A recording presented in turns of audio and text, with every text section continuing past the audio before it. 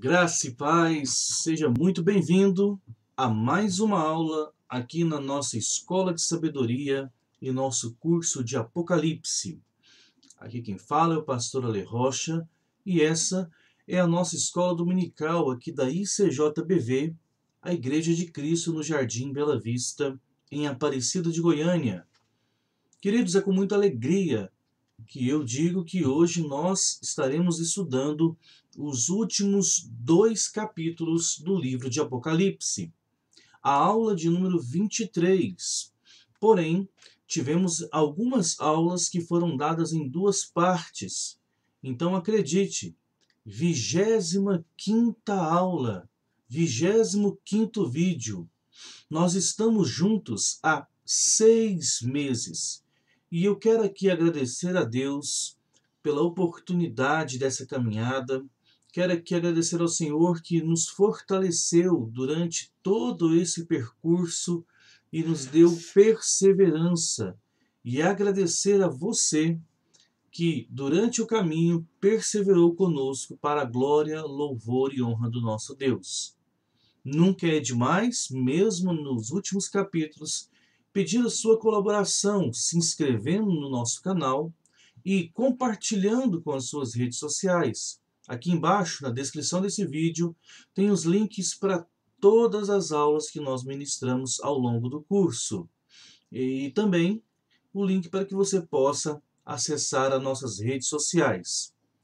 Peço que você prepare sua caneta, seu lápis, seu papel, sua Bíblia e vamos mergulhar nos últimos capítulos do livro de Apocalipse e ao final tem uma ótima notícia para dar para você. Combinados? Vamos lá então?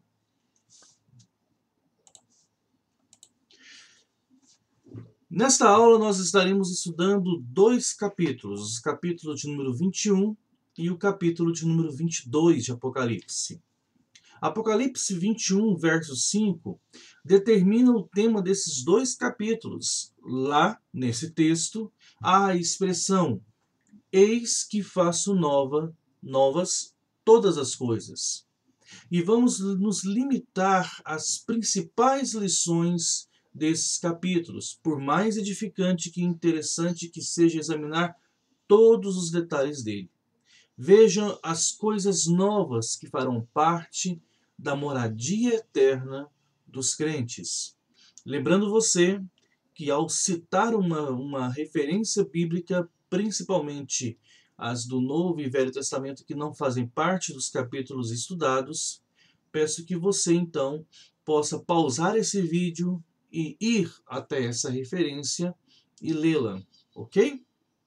Vamos continuar?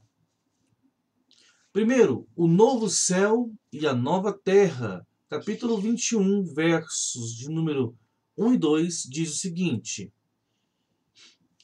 então vi novos céus e nova terra, pois o primeiro céu e a primeira terra tinham passado, e o mar já não existia. Vi a cidade santa, a nova Jerusalém, que descia dos céus, da parte de Deus, preparada como uma noiva adornada para o seu marido. Lindo, né? Glória a Deus. Realmente é muito, muito bonito. A palavra grega para novo significa mais novo em caráter ou em tempo. E isso sugere que Deus renovará os antigos céu e terra e eliminará tudo o que é pecaminoso e destrutivo. Em 2ª carta de Pedro, capítulo 3, dos versos 7 a 10, informa-se que um julgamento severo realiza-se essa renovação da antiga criação. No versículo 1, passar ou não significa destruir. O fato de não haver mais mar é importante, já que João estava isolado em uma ilha e separado das pessoas que amava. Hoje, 2/3 do globo são constituídos por água. Portanto, Deus instituirá um sistema totalmente novo de suprimento de água na nova terra. Na Bíblia não diz como será. Segunda parte, o novo povo de Deus. Vamos para os versos de 3 a 8. Ouvi uma forte voz que vinha do trono e dizia: Agora, o tabernáculo de Deus está com os homens, com os quais ele viverá. Eles serão os seus povos, o próprio Deus estará com eles e será o seu Deus. Ele enxugará dos seus olhos toda lágrima. Não haverá mais morte, nem tristeza, nem choro, nem dor, pois a antiga ordem já passou. Agora aquele que estava assentado no trono disse: Estou fazendo novas todas as coisas. E acrescentou: Escreva isto, pois estas palavras são verdadeiras e dignas de confiança. Disse-me ainda: Está feito. Eu sou o Alfa e o Ômega, o princípio e o fim. A quem tiver sede, darei de beber gratuitamente da fonte da água da vida. O vencedor herdará tudo isto, e eu serei o seu Deus, e ele será o meu filho. Mas os covardes, os incrédulos, os depravados, os assassinos, os que cometem imoralidade sexual, os que praticam feitiçaria, os idólatras, todos os mentirosos, o lugar deles será no lago de fogo que arde com enxofre, e esta é a segunda morte. Forte o texto, né? Acontecerão mudanças maravilhosas quando entrarmos na eternidade. Deus habitará pessoalmente com o seu povo de forma gloriosa e íntima. Não haverá mais lágrima, morte e dor. Tudo isso entrou no mundo pelo pecado, conforme está escrito em Gênesis, no capítulo 3. Todavia, agora, a maldição é eliminada, conforme leremos no capítulo 22, no verso 3. A frase "tudo está feito", proferida por Deus, faz um paralelo com a descrição ou com a declaração "está consumado", tetelestai, proferida por Cristo no Evangelho de João, capítulo 19, verso 30. O mesmo Senhor que iniciou a criação, finalizou-a. Ele é o Alfa e o Ômega, a primeira e a última palavras do alfabeto grego, né? Quando ele fala eu sou o Alfa e o Ômega, eu sou o princípio, eu sou o fim, pode dizer, pode se entender e pode se interpretar como sendo eu sou aquele que começa e que termina, que estou no início e estarei no fim. Interessante, né? O verso 8 faz uma declaração solene de que nem todos entrarão nessa nova criação. Os covardes que não confessaram Cristo, os que não creram nele, os que seguem a multidão e pecam. Perceba que Deus põe os covardes no topo da lista. As pessoas ficam propensas a cometer qualquer tipo de pecado, como resultado do medo de assumir uma posição a favor de Cristo. Terceira parte, uma parte mais longa, né, do capítulo 21, dos versos 9 a 27, que descriciona a Nova Jerusalém. Diz assim: Um dos 7 anjos que tinham as 7 taças cheias das últimas 7 pragas aproximou-se e me disse: Venha, eu mostrarei a você a noiva, a esposa do Cordeiro. Ele me levou no espírito a um grande e alto monte e mostrou-me a cidade santa, Jerusalém, que descia dos céus, da parte de Deus. Ela resplandecia com a glória de Deus e o seu brilho era como de uma joia muito preciosa, como jaspe, clara como cristal. Tinha um grande e alto muro com 12 portas e 12 anjos junto às portas. Nas portas estavam escritos os nomes das 12 tribos de Israel. Haviam 3 portas do oriente, 3 portas ao norte, 3 portas ao sul, 3 ao ocidente. O muro da cidade tinha 12 fundamentos e nele estavam os nomes dos 12 apóstolos do Cordeiro. O anjo que falava comigo tinha como medida uma vara feita de ouro para medir a cidade, suas portas e seus muros. A cidade era quadrangular, de comprimento e larguras iguais. Ele mediu a cidade e tinha 2.200 quilômetros. De comprimento, largura e altura eram iguais ao comprimento.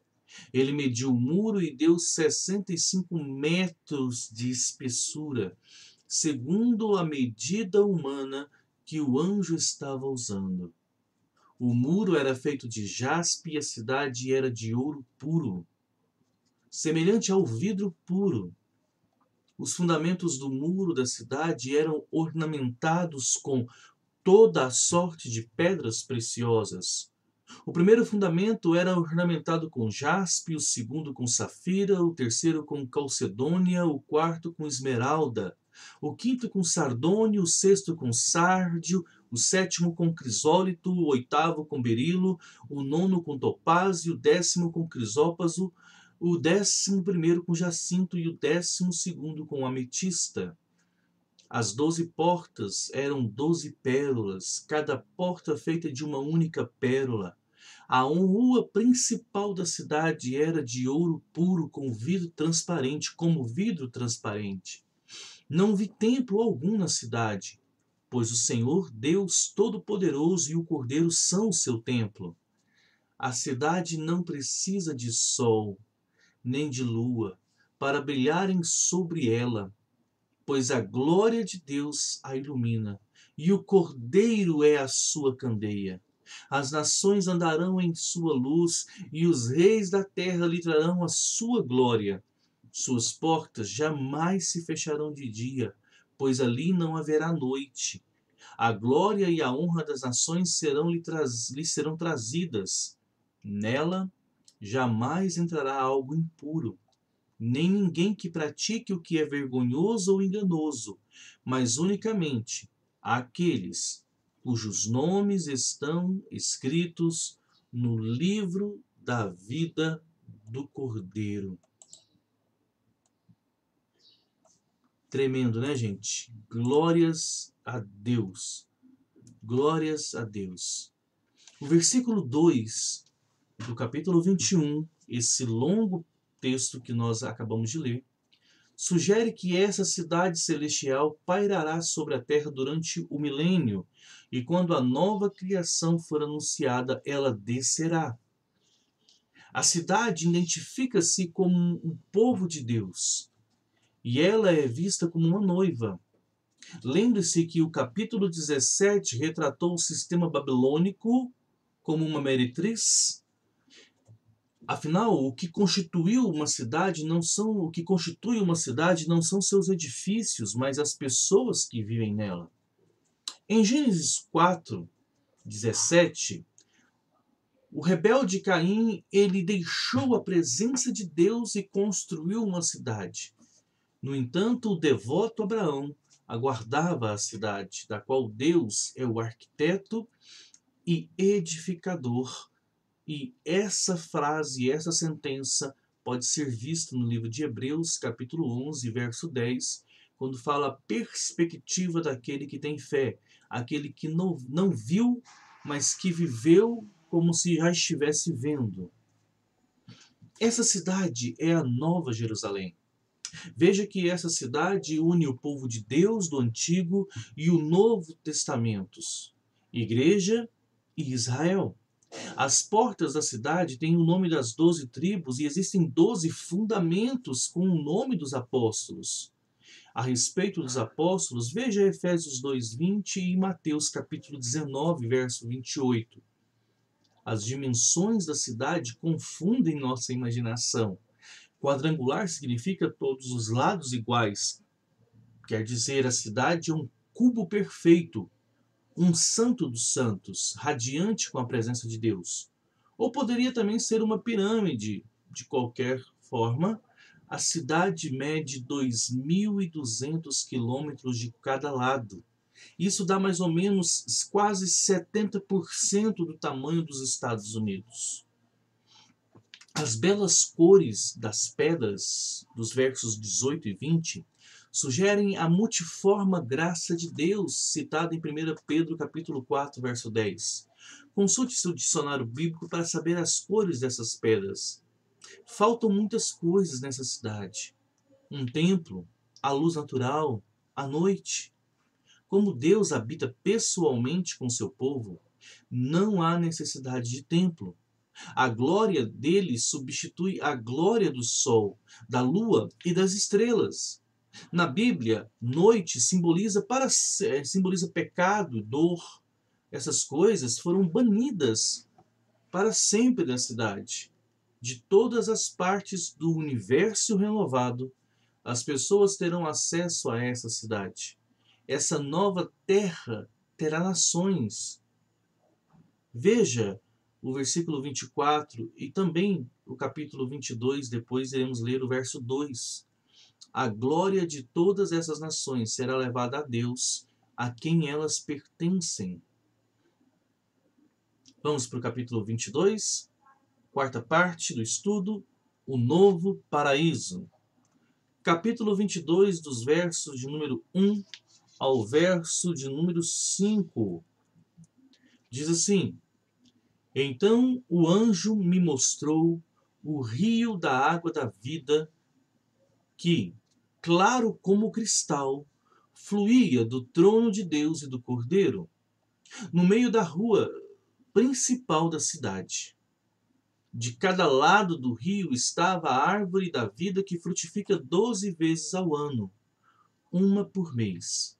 As folhas da árvore servem para a cura das nações. Já não haverá maldição nenhuma. O trono de Deus e do Cordeiro estará na cidade, e os seus servos o servirão. E eles verão a sua face, e o seu nome estará na testa deles. Não haverá mais noite. Eles não precisarão de luz de candeia nem da luz do sol, pois o Senhor Deus os iluminará, e eles reinarão para todo sempre. Glória a Deus. Nessa nova criação, Deus anula todas as tragédias que o pecado trouxe à criação original. O paraíso e a terra antigos submergiram o julgamento, e os novos paraíso e terra resplandecem em perfeição. O Éden tinha um rio terreno. Veja lá em Gênesis 2, dos versos 10 a 14. Aqui temos um maravilhoso rio celestial. A árvore da vida do Éden passou a ser guardada depois que o homem pecou. Veja Gênesis capítulo 3, verso 24. Mas todo o povo de Deus terá acesso à do céu. Gênesis 3, de 14 a 17, narra a respeito da maldição que Deus lançou. Agora, não há mais nenhuma maldição. Adão e Eva foram obrigados a deixar o paraíso original e a trabalhar para sobreviver. Aqui os homens servem a Deus e veem em sua face em perfeita comunhão. O primeiro casal tornou-se escravo e perdeu a realeza quando pecou. Contudo, o versículo 5 do capítulo 22 indica que recuperaremos a realeza e reinaremos com Cristo para sempre. A presente criação não é o produto final de Deus. Quando eu falo presente criação, quem nós somos hoje, por exemplo.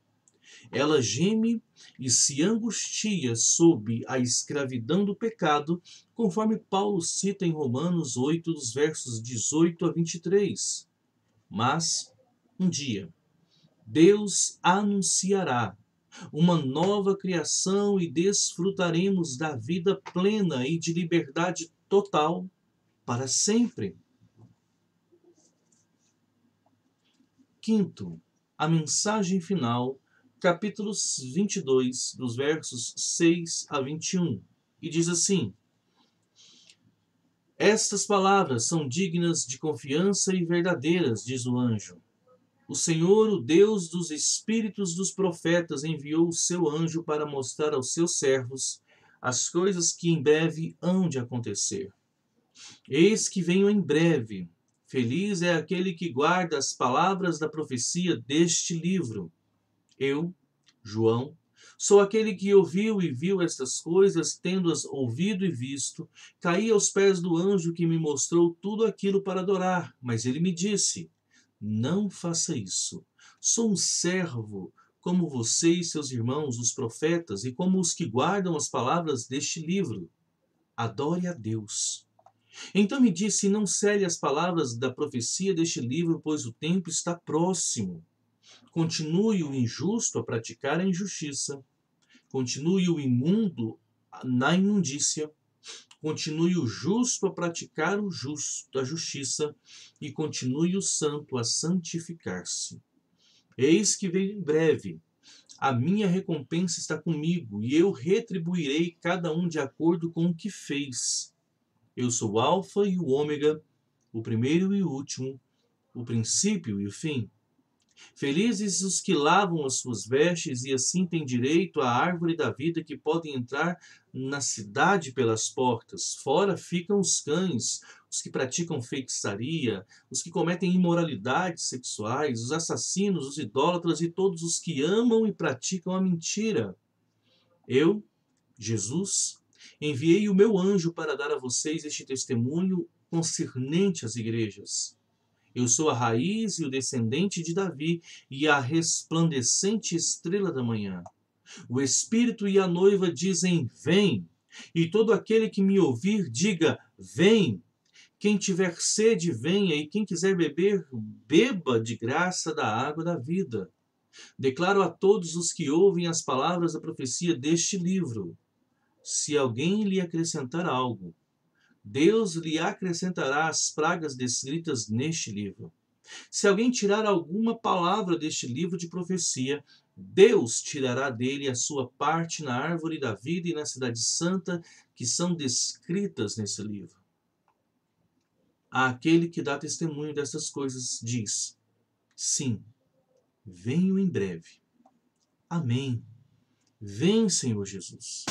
Graça do Senhor seja com todos. Amém.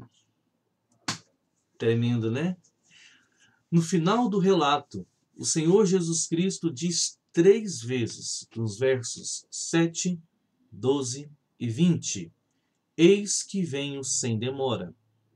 Sem demora sugere prontamente. Isso quer dizer que não haverá mais adiamento quando esses eventos começarem a acontecer. Não sabemos quando Cristo virá, mas é bom estarmos preparados. Em Daniel capítulo 12, verso 4, o profeta recebe ordem para selar o livro. João, por outro lado, recebe ordem para não selar o livro, porque o tempo está próximo, conforme o verso 10 diz. Levará muito tempo para que se cumpra as palavras de Daniel, porém a profecia de João será cumprida logo. O versículo 11 não é uma instituição para que os pecadores não mudem. Ao contrário, o versículo 17 seria uma zombaria. Ao contrário, é uma advertência de que o pecado contínuo define o caráter e determina o destino da pessoa. Daniel 12:10 afirma: os perversos procederão perversamente. Nosso verdadeiro caráter se revelará quando Cristo retornar. Outra lição desse versículo é que a pessoa toma as próprias decisões. Deus não a força a ser perversa nem injusta. Compare o capítulo 22:15 com o 21:8. Os versículos finais desse relato apresentam um pedido de oração, de uma promessa. No versículo 7 e 12, o Senhor diz: eis que venho sem demora. No versículo 17, o Espírito e a noiva dizem ao Senhor Jesus: vem. O Espírito ora por intermédio da igreja pelo retorno do Salvador. A alma perdida recebe um convite: vem. Àquele que tem sede, venha. E quem quiser, receba de graça a água da vida. A última oração da Bíblia é do Espírito Santo, feito por intermédio de João: vem, Senhor Jesus. E essa também deve ser a oração a nossa oração diária, ou a oração da igreja. os versículos 18 e 19 sobre a adulteração da palavra de Deus. Satanás ama que os homens acrescentem à palavra ou retirem algo dela, mas fazer isso é pedir julgamento.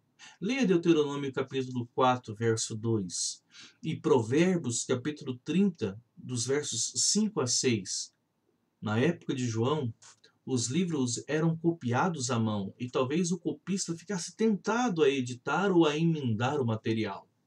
Até hoje, as pessoas acrescentam suas teorias, suas tradições à palavra do Senhor ou ajustam tudo aquilo que não se harmoniza com seus sistemas teológicos. Sem dúvida, as advertências de João incluem toda a Bíblia, e embora se refiram especificamente ao relato de Apocalipse.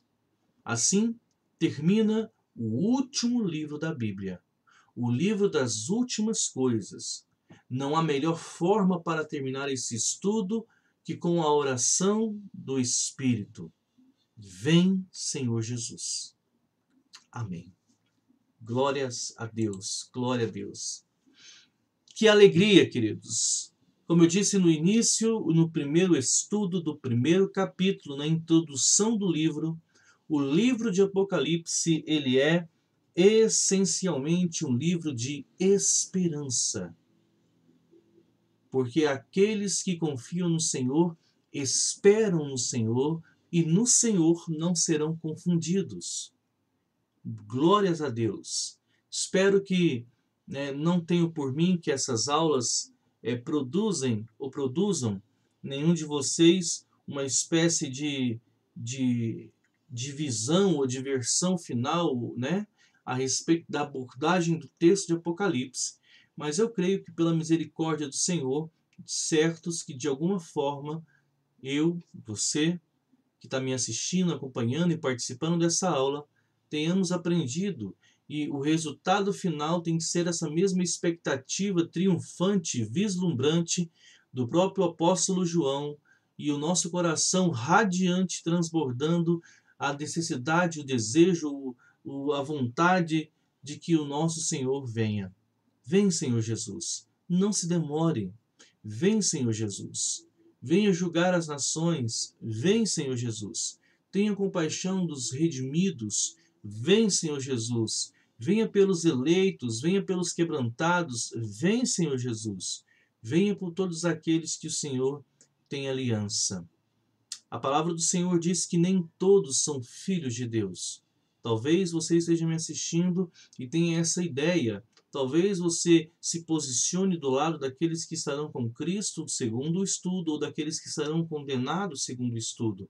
Mas a palavra do Senhor no Evangelho de João, capítulo 1, verso 12, diz que o Senhor veio para os que eram seus, os judeus, mas os seus não o receberam. Amaram mais as suas tradições religiosas do que propriamente o Cristo, que ele é o fim de toda religião. E por causa disso, Deus deu a todos aqueles que creem o poder de serem feitos, ou de se tornarem, ou de tornarem-se filhos de Deus, a saber, aqueles que creem no seu nome. Eu e você somos partes desses que creem, que tiveram os seus pecados lavados pelo sangue do Cordeiro e as suas vestes, as nossas vestes, alvejadas no sentido de limpar, no sentido de clarear por este sangue precioso. Queridos, o tempo é hoje. Que os nossos corações possam ser movidos e levados a prenunciar e a proclamar que Cristo virá sem demora. Que Deus abençoe grandemente a sua vida. E eu disse que no final teríamos uma novidade. Próximo domingo, 9 horas da manhã, nesse mesmo canal, teremos, conforme aqueles filmes de super-herói, o pós-crédito. Nós iremos aqui fazer uma última aula com um panorama do livro de Apocalipse, de todas as aulas, do início ao fim. Vamos falar um pouco a respeito de tudo aquilo que abordamos e iremos trazer algumas definições e algumas posições a respeito de alguns assuntos também muito problemáticos, podemos dizer que será uma das aulas mais importantes de todo o curso, aonde finalizaremos o curso. Combinados?